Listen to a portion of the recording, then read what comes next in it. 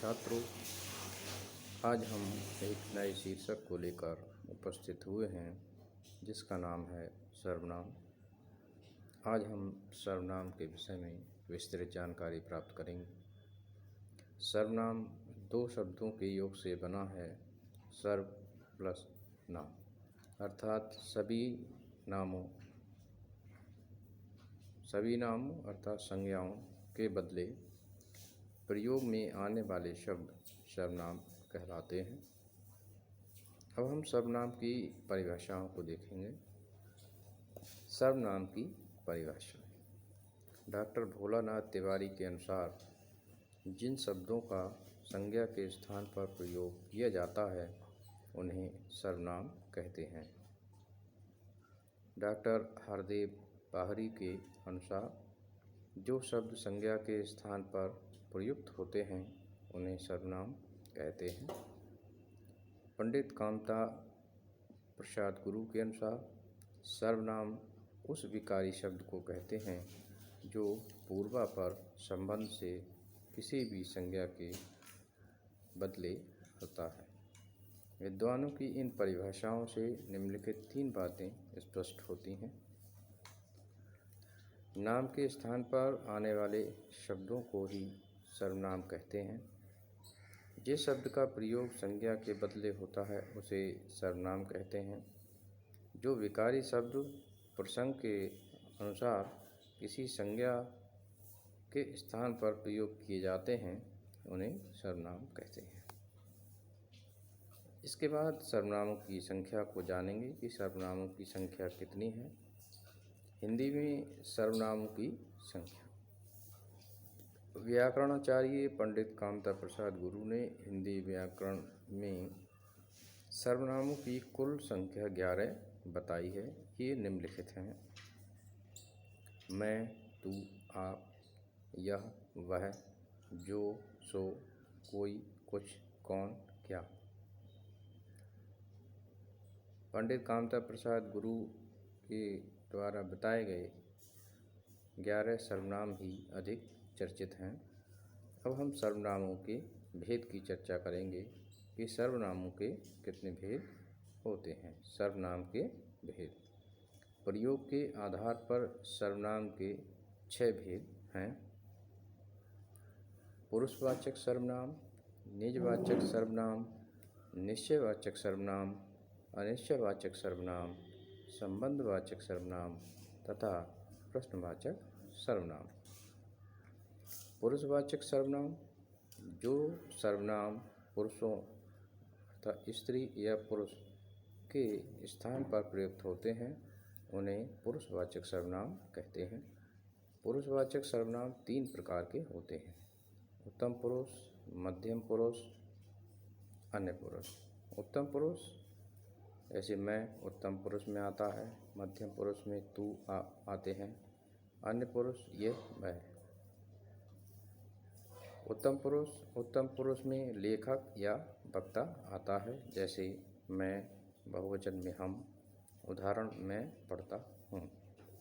मध्यम पुरुष में पाठक या श्रोता आता है, जैसे तू, तुम, आप, उदाहरण आप लिखते हो। अन्य पुरुष में लेखक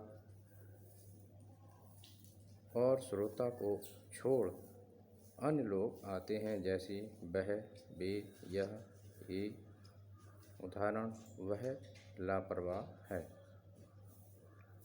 इसके बाद निजवाचक सर्वनाम।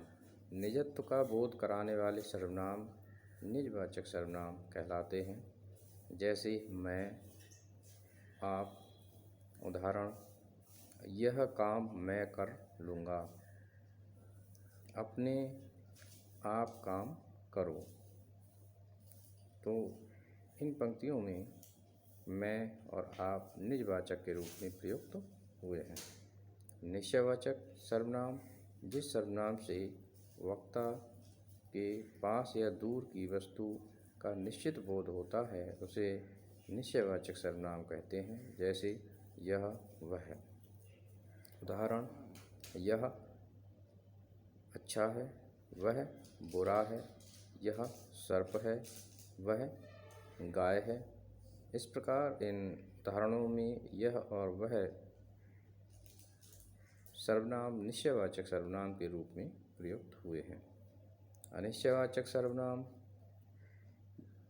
जिस सर्वनाम से किसी निश्चित वस्तु का बोध न हो उसे अनिश्चयवाचक सर्वनाम कहते हैं। जैसे कोई, कुछ। उदाहरण: कोई आया है, कुछ दे दो। कोई आगे आए, कुछ खा लो। इन पंक्तियों में कोई और कुछ अनिश्चयवाचक सर्वनाम के रूप में प्रयुक्त हुए।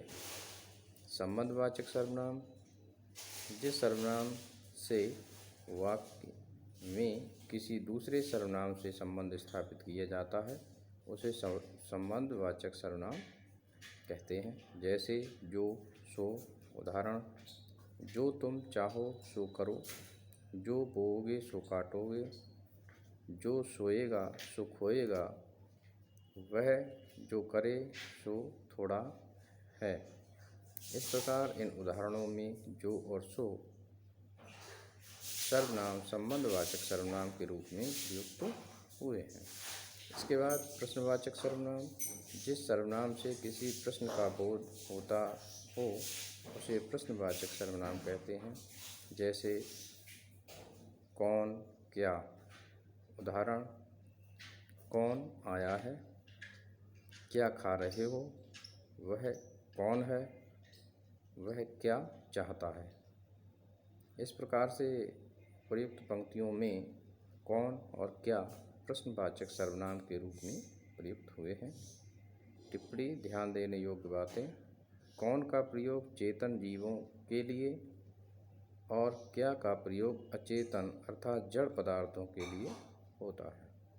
विशेष तथ्य: सर्वनाम के रूपांतरण 3 कारणों से होते हैं: पुरुष, वचन तथा कारक। सर्वनाम में लिंग के कारण रूपांतरण नहीं होता है। सर्वनाम में केवल 7 कारक होते हैं। तो इस प्रकार से छात्रों आज हमने सर्वनाम के विषय में जानकारी प्राप्त की और मैं समझता हूँ आपने इसको निश्चित ही समझा होगा। यदि वीडियो अच्छा लगा हो तो इसे लाइक करें, शेयर करें, कमेंट करें और चैनल को